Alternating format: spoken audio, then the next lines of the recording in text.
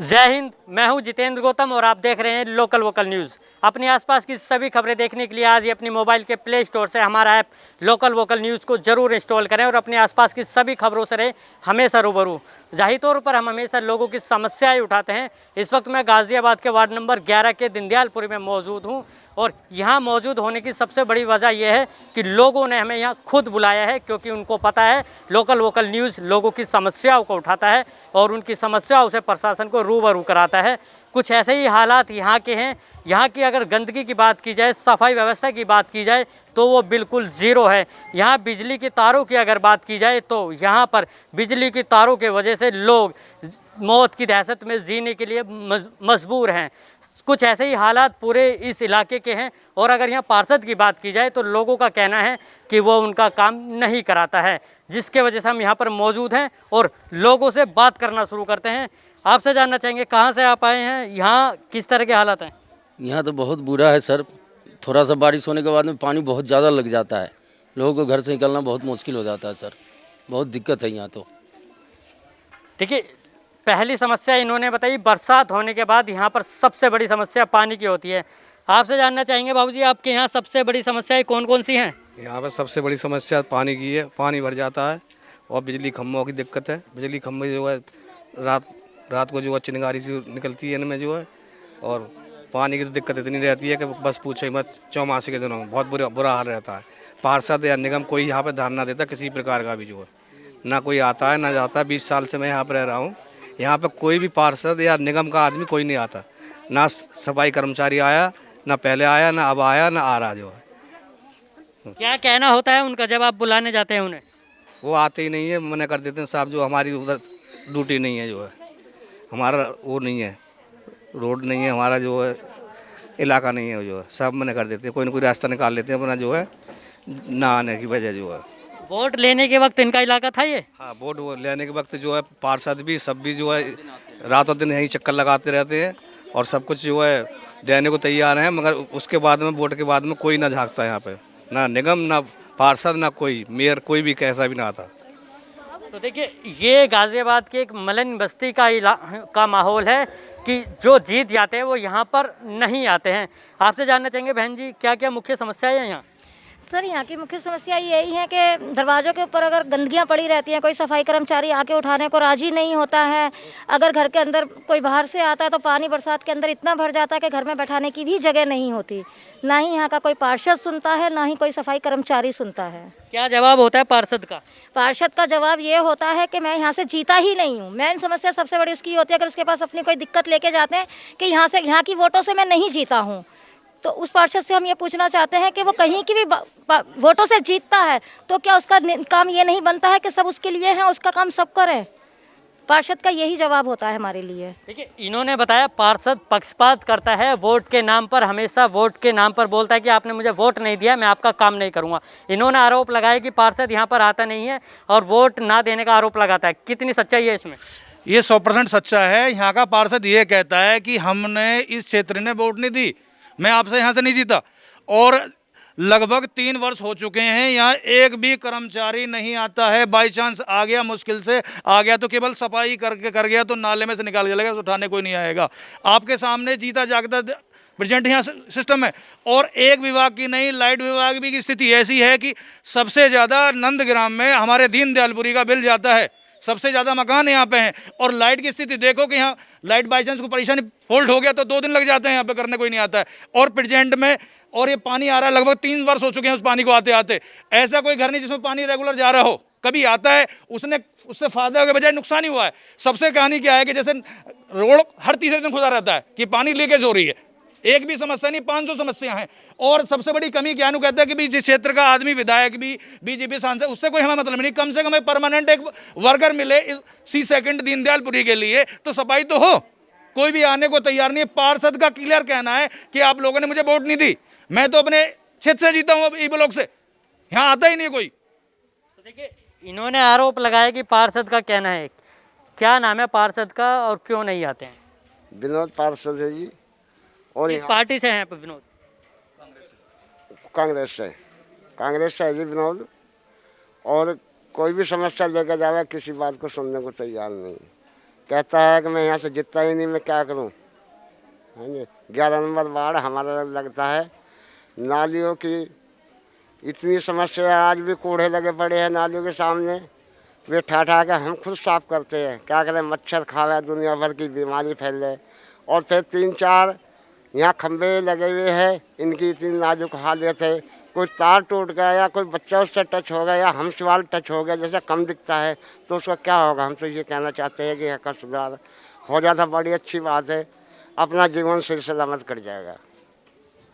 तो देखिए, इन्होंने आरोप लगाया यहाँ जो सफाई की जाती है वो सिर्फ एक धोखा है। देखिए, यहाँ सफाई की गई थी, नालों की सफाई की गई, लेकिन नाली की गंदगी यहाँ पर इसी तरह से पड़ा हुआ है। ये कबाड़ा आज से नहीं, कुछ दिनों पहले का भी है। हमने पहले भी ये तस्वीर दिखाई थी और आज एक बार फिर आपको तस्वीर दिखा रहे हैं। यहाँ के इस तरह के हालात हो गए हैं। आपसे जानना चाहेंगे, कब हुई थी इस नाली की सफाई? ये 4-5 दिन हो गए जी। सबसे मेन सफाई की दिक्कत है यहाँ पे। ये नालियाँ भरी रहती हैं, कूड़ा इतना रहता है जिनसे मच्छर भी आते हैं, बीमारियाँ फैलती हैं। सबसे मेन दिक्कत सफाई की है यहाँ। जब आप मांगने जाते हैं पार्षद से तो क्या जवाब होता है उसका? वो यही कहता है जी, मेरे उधर ना तो आपने वोट दिया, ठीक है ना, और मेरे उधर से जीता हूँ मैं, उधर अपने सफाई का एक आध कभी भेज दिया, महीने 15 दिन में एक आध दिन के लिए कोई वो तो वो निकाल के यहाँ डाल जाता है। ये 10 दिन तक सड़ा रहता है यहाँ, और ज़्यादा गंदगी महसूस होती है, मच्छर भी आते हैं, दुनिया भर की गंदगी से बीमारियाँ फैलती हैं। तो बिल्कुल देखिए, जब कोई मकान लेता है और मकान में रहता है, उसका हाउस टैक्स जमा करता है, और उन हाउस टैक्स का मतलब ही यही होता है कि जब वो यहाँ पर रहेगा तो आसपास की जो सुविधाएं हैं उनको लेकर उसे किसी तरह की समस्या नहीं होगी। लेकिन हालात आपके सामने हैं। आप बताइए बाबूजी, यही हालात कब से बने हुए हैं यहाँ? ये तो बहुत दिनों से बने हुए हैं, और हमारी गली में तो पानी नहीं आता। पानी की क्या समस्या है? पानी आता ही नहीं है बिल्कुल। क्यों नहीं आता है, कुछ तो वजह होगी। वो कहते हैं बैंड लगा हुआ है, बैंड लगा हुआ है, पता नहीं कहाँ बैंड लगा हुआ है। और गलियों में आता है, हमारी गली में नहीं आता। कब से समस्या बनी हुई है ये? जब से ये टंकी लगी है, जब से ऐसे ही। कितने साल? 1 साल, 2 साल, 4 साल? हाँ, 3 साल हो गए। 3 साल से। हाँ। तो देखिए, एक समस्या और बताइए, पीने की पानी की भी यहाँ पर किल्लत है, जबकि ये हिंडन से बिल्कुल जुड़ा हुआ एरिया है। ऐसे में कोई भी अगर समरसेबिल से पानी लेता है तो सबसे बड़ी समस्या उसको हो जाती है, क्योंकि हिंडन नदी के आसपास के जितने भी नल लगे हुए हैं उनमें केमिकल आने का खतरा होता है, जिसको लेकर एनजीटी ने भी रोक लगाई हुई है। आपसे जानना चाहेंगे, पीने के पानी की समस्या कब से बनी हुई है? पीने के पानी की समस्या जी लगभग 3 साल हो गए जी। हमारी गली में टंकी लगी हुई है, लेकिन एक के घर में पानी नहीं आता और सब गली में पानी आता है। वजह क्या है कि आपकी गली में ही पानी नहीं आता? पार्षद के पास हम गए थे तो वो कह रहे थे, क्या नाम है, हमने एप्लीकेशन दे रखी है, वो छुट्टी पे गए हुए हैं, फलाना वहाँ गया, ऐसे कह था। और हमने उनसे पूछी तो कह रहा हमारा बैंड लगा हुआ मैन पर। तो देखिए, 3 साल से छुट्टियां ख़त्म नहीं हो रही हैं, जिस तरह से इन्होंने बताया। आपसे जानना चाहेंगे, इलाके में सबसे बड़ी समस्या बिजली की यहाँ बताई गई, कहते हैं कि हादसा हो सकता है, कितनी सच्चाई है इसमें? सर, बिजली की तो सबसे बड़ी सच्चाई है, अभी आप अपने सामने देख लीजिए, एक खंबा यहाँ पर ऐसा नहीं है जहाँ पर खुला बॉक्स ना हो। हर खंबे पर खुला बॉक्स है, हर खंबे पर तार में कट लगे हुए हैं, चिंगारी बलती रहती है, बारिश आती है, सीलन आ जाती है मकानों में, करंट उतर जाता है मकानों में टूटे हुए तारों की वजह से। अभी तक किसी तरह का कोई हादसा हुआ है? छोटे मोटे हादसे होते रहते हैं, लेकिन प्रशासन ऐसा लगता है कि बड़े हादसे के इंतजार में है, किस दिन बड़ा हादसा होगा। बिजली विभाग का क्या कहना है पूरे मुद्दे पर? आपने एप्लीकेशन दी होंगी, उन्हें बताया होगा, अवगत कराया होगा, क्या कहना है? बिजली विभाग बस ये कहता है हो जाएगा ठीक, बस हो जाएगा, कल हो जाएगा, परसों हो जाएगा। तो देखिए, जैसे एक बच्चे को बहलाया जाता है उसी तरह के यहाँ पर हालात हैं। बिजली विभाग की लापरवाही बहुत बड़ी है, जबकि गाज़ियाबाद में पहले बहुत से ऐसे हादसे हो चुके हैं, फिर भी यही हालात बने हुए हैं। आपसे जानना चाहेंगे, आपके घर के आसपास हमने देखे बिजली के खंभे ज़्यादा हैं, कब से दहशत है? कम से कम 8-9 साल हो जाएंगे। आज ही बोर्ड पूरा उड़ा हुआ है, तो कई बार बोल दिया हमने भी, कोई नहीं सुनता। किस तरह के जवाब मिलते हैं आपको बिजली विभाग से? कहते हैं हाँ ठीक है, आएंगे अगली बार ठीक कर देंगे, वो कोई नहीं आता ठीक करने दोबारा अगली बार से भी। कई बार हमने बोल दिया जाकर बिजली घर में भी, कोई नहीं आता बताने। 8 साल से यही रवैया है? समस्या हो रही है जी हमारे। तो देखिए, 8 साल से चाहिए विकास करवा हमारे मोहल्ले में। विकास क्या हमारा कहीं ना विकास। तो देखिए, विकास की अपनी समस्या है, बिजली की अपनी समस्या है, इसी तरह की समस्याएं हैं। कुछ महिलाएं भी मौजूद हैं। आपसे जानना चाहेंगे, बैठे रहिए, आपसे जानना चाहेंगे आपके इलाके में गंदगी हमने देखी, बिजलियों के तार जो अब पूरी तरह से अनियमित हैं वो हमने देखे, ये समस्याएं कब से हैं और ऐसे उसमें आप किस तरह से जी रहे हैं? डर लगता है? साल हो गई इसी तरह से। हमारे घर के दोहरे खंबा है, आज तार गिर जाए, हमारे बच्चे मर जाएं तो किसको पकड़ेंगे हम? कोई नहीं सुनता, हमारे गरीब आदमी के यहाँ कोई नहीं सुनता, जो तन भी सुनता हो। नाली में देखो कितनी कितनी गंद भरी पड़ी है, सारी गंद नहीं निकालते आते, कोई भी नहीं झाड़ू लगाने आता, ना नाली सफा करने आता कोई भी यहाँ पे, जो तन भी आता होवे। और जो सभासद के दौरे जाते हैं वे भी ये बोल देता आज निकल हो जाएगा, आज निकल हो जाएगा, हमको वोट नहीं दें। किस किस को वोट दें? मैं यहाँ ये बतलाओ, जो हमारी समस्या पार नहीं हो रही तो हम किस किस को? और बिल इतना इतना आ रहा है, किसी की कुछ हद ना, कहाँ बिल भरेंगे हम? गरीब आदमी है, काम किसी के नहीं लग रहे। ये बताओ, सब घर बैठे हुए हैं, ये बताओ तुम। जाके देखो खंबा का क्या हाल हुआ पड़ा है, बच्चे छोटे छोटे बच्चे खेलते हैं, तार टूट के गिर जा, किसके घर जाएंगे? हमारे बच्चे मरेंगे। सरकार का तो कुछ नहीं बिगड़ेगा, हमारा बिगड़ेगा। जब आप सभासद के पास जाते हैं वो ये बोलता है वोट नहीं दिए, तो क्या जवाब देते हैं? सुनता, ये कह देता आज निकल, कल नहीं परसों, परसों नहीं पल्ले दिन। पानी को कितना साल हुई जा, सेज पानी नहीं आता, या फिर बिजली पानी का भी बिल आ जाएगा तो वे हम कहाँ से भरेगा? ये बताओ। सबके नल लगे हुए हैं, यहाँ गली में एक भी नल नहीं लगा हुआ। पीने के पानी की समस्याएं भी यहाँ पर हैं। ये समस्याएं तब हैं जब यहाँ के पार्षद दूसरे वार्ड के इलाके में नल लगाते हैं, लेकिन अपने इलाके में नल नहीं लगाते हैं। आपसे जानना चाहेंगे, पीने के पानी की समस्या इन्होंने बताई, इसके अलावा और क्या क्या समस्या है? ये हर चीज़ की परेशानी है, सब चीज़ की, नाली की, गंदगी की, दुनिया भर की, पानी की। ब्याह शादी हो उसके लिए कोई कुछ नहीं है सबूदा, ब्याह शादी हो लड़के की किसी की, यहाँ कोई सबूदा ना का चीज़ की भी। इतनी परेशानी है बहुत ज़्यादा। आप बताइए, क्या कह रहे थे? बच्चे बीमार हो जाते हैं, बताइए। बच्चे बीमार हो जाएंगे, यहाँ कोई डॉक्टर नहीं आ सकता, सरकारी कोई टीके लगाने नहीं आवे, कोई दवा देने नहीं आवे इस कॉलोनी में। जो तन भी आते हो हम इतने इतने परेशान रहते हैं बहुत ज्यादा। और सबसे ज्यादा परेशानी हमारे खंबे की और पानी की है। आज खंबे पे सुतार टूट के गिर जाता, किसके घर जाएंगे हम बच्चों को लेके? अस्पताल में भी जाएंगे तो अस्पताल में पहले बिल धरवा लेंगे जब हमारे बच्चे को देखेंगे। ये भी स्वास्थ्य से जुड़ी भी बहुत बड़ी समस्याएं हैं जो इन्होंने बताई हैं। और भी महिलाएं मौजूद हैं, आपसे जानना चाहेंगे, बच्चों के साथ बैठे हैं, ऐसे इलाकों में बच्चों के साथ रहने का मन करता है आपका? नहीं सर, हमारा तो मन नहीं करता, क्योंकि यहाँ पे गंदगी भी बहुत है और बच्चों का भी तार के हिसाब से बड़ा डर लगता है। सर तो ये स्कूल तो सिर्फ ऐसे ही है, बस यहाँ पे कोई कुछ खास पढ़ाई तो नहीं होती। यहाँ पे माँ बाप बच्चों को निकाल कर दूसरे स्कूल में घेरते हैं सब। अब हम तो गरीब लोग हैं, हम तो फिलहाल यहीं पे पढ़ाते हैं अपने बच्चों को, हमारी तो हैसियत नहीं है बड़े स्कूल में डालने की। ये भी अपनी अपनी अलग अलग समस्याएं हैं जो यहाँ पर दिखाती हैं कि सरकार प्रशासन की जो अनदेखी है वो इस इलाके को देखनी पड़ रही है। और भी लोग हमारे साथ मौजूद हैं, इनसे भी बात कर लेते हैं। आपसे जानना चाहेंगे, यहाँ की समस्याएं हमने गंदगी देखी, पीने के पानी की समस्याएं देखी, बिजली के बिल की समस्याएं देखी, और क्या क्या समस्याएं हैं जो आप चाहते हैं सरकार से कि यहाँ पे हो पूरी? सर यहाँ स्कूल, सरकारी स्कूल में पढ़ाई तो बिल्कुल हाई नहीं, ख़त्म है स्कूल।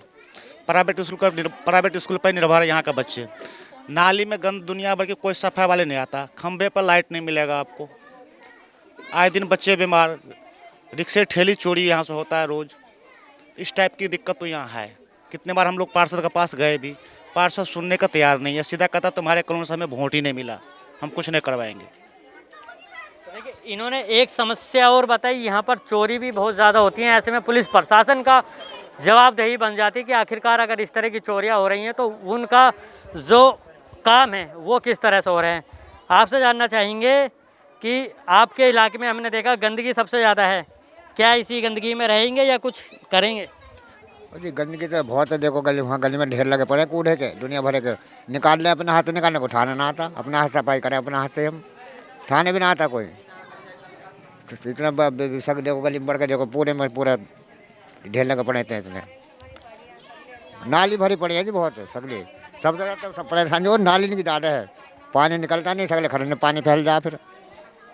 तो देखिए, ये वो इलाके हैं जहां पर बड़े बड़े मंत्री, गृह मंत्री से लेकर बड़े बड़े मंत्री कभी यहां पर आकर यहाँ पर इन लोगों का खाना खाकर जा चुके हैं, लेकिन इनके लिए आज तक भी किसी तरह की कोई सुविधाएं अभी तक नहीं दी हैं।